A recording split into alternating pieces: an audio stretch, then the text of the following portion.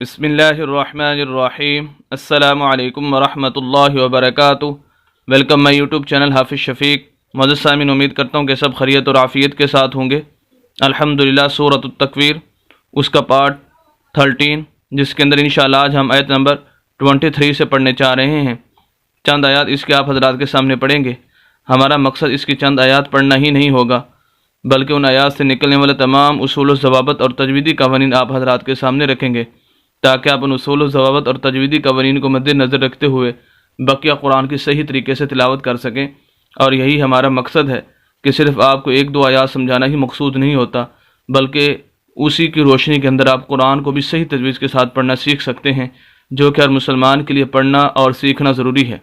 इसी के साथ अगर आप बिल्कुल कुरान शरीफ नहीं पढ़े हुए और आपके अंदर ये शौक़ और जज्बा मौजूद है कि हम कुरान शरीफ को पढ़ें, और ये होना भी चाहिए, तो अल्हम्दुलिल्लाह आपको परेशान होने की ज़रूरत नहीं है।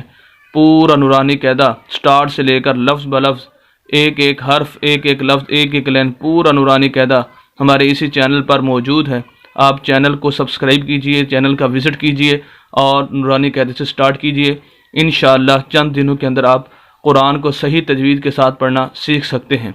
इसी के साथ अगर आप मेरे चैनल पर नए हैं तो प्लीज़ मेरे चैनल को ज़रूर सब्सक्राइब कीजिए और सदक़े जारिया समझकर हमारी वीडियोस को शेयर भी कीजिए, क्योंकि आपका ये शेयर करना आपके लिए बायसे बरकत और बायसे सवाब होगा कि जब आप हमारी वीडियोस को शेयर करेंगे तो उसकी वजह से जितने लोगों तक भी हमारी वीडियोस पहुंचेगी, वो जब उस वीडियोस को सुनेंगे और उससे कुरान को सही तजवीज़ के साथ पढ़ना सीख जाएंगे, तो जब तक वो कुरान को पढ़ते रहेंगे, आप दुनिया में रहें या न रहें, आपके नामे आमाल के अंदर सवाब लिखा जाता रहेगा। तो ये एक बहुत बड़ा सवाब है और सदक़े जारिया है। तो बहरहाल आइए आज का सबक शुरू करते हैं। अऊज़ु बिल्लाहि मिनश शैतानिर रजीम। बिस्मिल्लाहिर रहमानिर रहीम। सूरत तकवीर आयत नंबर 23। वलक़द रआहु बिल-उफ़ुक़िल मुबीन। पहला लफ्ज़ इसके अंदर है वलक़द, वाव के ऊपर ज़बर, लाम के ऊपर ज़बर, क़ाफ के ऊपर ज़बर। और ये याद रखें, क़ाफ जो दो नुक्तों वाला है, ये हमेशा मोटे हरूफ में से है। ये चाहे ज़बर हो, ज़ेर हो, पेश हो, जिस हालत के अंदर भी हो, क़ाफ दो नुक्तों वाला ये मोटा पढ़ा जाता है।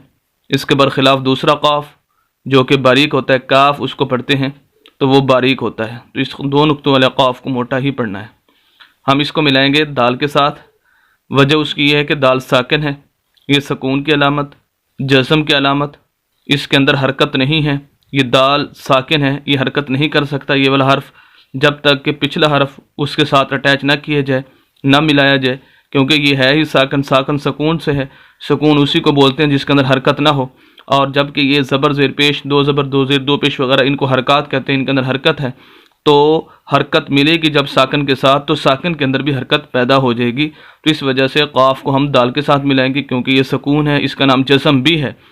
तो जो भी हर्फ साकिन हो वह खुद ब खुद नहीं पढ़ा जाता, पिछले हर्फ की उसको हेल्प की ज़रूरत होती है। तो इस वजह से क़ाफ को हम दाल के साथ मिलाएंगे। और सिर्फ यहीं पर नहीं बल्कि पूरे कुरान के अंदर, क्योंकि जितने भी हम उसूल व ज़वाबित आपको बताएंगे वो सिर्फ एक दो आयत मुबारका के बारे में नहीं होंगे, बल्कि पूरे कुरान के बारे में होंगे। तो इस वजह से क़ाफ को दाल के साथ मिलाएंगे। ये हो जाएगा वलक़द। यहाँ पर एक अहम बात समझनी है जो कि बहुत ही ज़रूरी है, वो है कलकला। दाल पर कलकला हो रहा है। कलकला किन हुरूफ पर होता है, कैसे होता है और कब किया जाता है, तो ये ज़हन में रखें। हरूफ कलकला जिन पर कलकला होता है पूरे कुरान के अंदर वो 5 हुरूफ है। क़ाफ दो नुक्तों वाला, क़ाफ, क़ा, जीम, दाल और बा।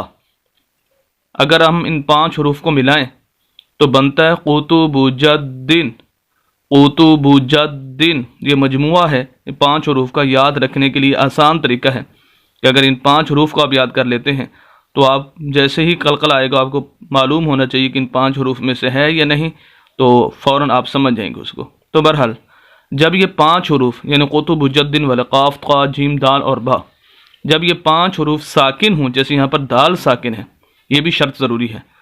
इन 5 हुरूफ के अलावा कोई हर्फ ना हो और वह ये 5 हुरूफ हों भी साकिन, जैसे ये दाल यहाँ पर साकिन है तो इनकी आवाज़ को हिलाकर पढ़ना कलकला कहलाता है। आवाज़ को हिलाना, हरकत देना, उसको हिलाकर पढ़ना। जैसे हम मोबाइल के अंदर ये वाइब्रेशन हमारी लगती है, मोबाइल हिलता है, इसी तरह साउंड के अंदर हम बोलते हैं तो हमारी आवाज़ बार बार हमें सुनाई देती है। इसी तरह इसके अंदर भी हरकत पैदा करना, इसको हिलाना दाल को, ये ज़रूरी है। अब कैसे? वाला क़द, क़ाफ ज़बर दाल क़द। एक तरीका ये है कि हम इसको पर कलकला ना करें, क़द वाला क़द रा ऐसे पढ़ें, ये जो कि दुरुस्त नहीं है। अब कलकला क्या है? वाला क़द, ये कलकला हो रहा है तो यहाँ पर कलकला होगा। तो बहरहाल पूरा लफ्ज़ हमारा हो गया वाला क़द राहु। रा के ऊपर ज़बर है, याद रखें रा हमेशा मोटा नहीं पढ़ा जाता। जब इसके ऊपर ज़बर और पेश आ जाए तब रा मोटा पढ़ा जाता है। अगर रा के नीचे ज़ेर आ जाए फिर रा बारीक पढ़ा जाता है। तो यहाँ पर ज़बर है, इस वजह से रा को मोटा पढ़ेंगे। आगे हमज़ा है, इसको अलिफ नहीं पढ़ना। अलिफ वो होता है जो हर हरकत से खाली हो, उसके ऊपर नीचे कोई हरकत ना हो। जैसे ये देखें ये है, इसको आप अलिफ कहेंगे। ऐसे अलिफ के ऊपर नीचे जैसे ही कोई हरकत आ जाती है, ज़बर ज़ेर पेश, दो ज़बर दो ज़ेर दो पेश, खड़ी ज़बर खड़ी ज़ेर उल्टा पेश, फिर वो अलिफ नहीं कहलाता बल्कि हमज़ा कहलाता है। इस वजह से यहाँ पर इसको हम हमज़ा कहेंगे। और इसके ऊपर खड़ी ज़बर है, 3 हरकतें होती हैं, खड़ी ज़बर, खड़ी ज़ेर और उल्टा पेश। इन 3 में से कोई भी किसी भी लफ्ज़ के ऊपर नीचे जो भी चीज़ आ जाए तो उस हर्फ को लंबा करके पढ़ना होता है, एक अलिफ के बराबर। इस वजह से हमज़ा को हम लंबा करेंगे।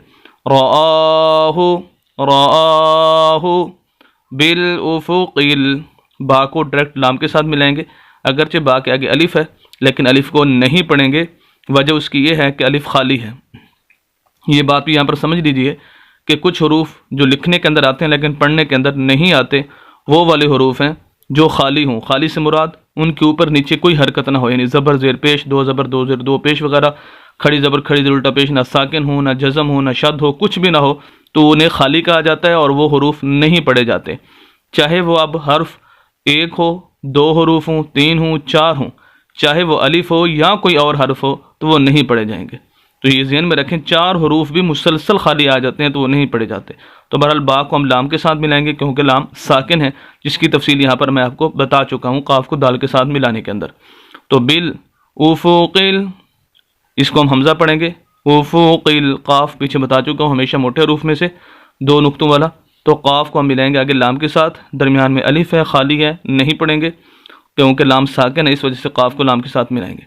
मुबीन, मुबीनी, मुबी। यहाँ पर एक बात समझने की है, वो ये कि देखिए हमने कितने हरूफ पढ़े हैं, ज़बर ज़बर ज़बर ज़बर, पेश पेश पेश, ज़ेर। हमने किसी भी हर्फ को लंबा नहीं किया, ज़बर ज़ेर पेश वाले हर्फ को लंबा नहीं किया। और उसूल भी यही है, 3 उसूल हैं बेसिकल, कि ज़बर ज़ेर पेश वाले हर्फ को लंबा नहीं करना होता, ज़बर ज़ेर पेश वाले हर्फ को मजहूल नहीं पढ़ना होता, और ज़बर ज़ेर पेश वाले लफ्ज़ को झटका दे के नहीं पढ़ना होता। तो यहाँ पर जबकि हम मुबी बा को हम लंबा कर रहे हैं, तो देखें ये उस सूरत में है, ज़बर ज़ेर पेश वाले हर्फ को आपने लंबा नहीं करना जब उनके आगे हरूफ मद्दा में से कोई हर्फ ना हो।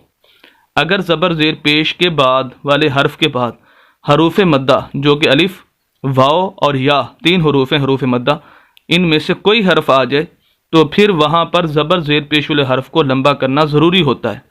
तो यहाँ पर देखें ये बा के आगे, बा को जो हम लंबा कर रहे हैं इसके आगे या है और ये या मद्दा है। अब कैसे पता चलेगा या मद्दा की अलामत और निशानी क्या है?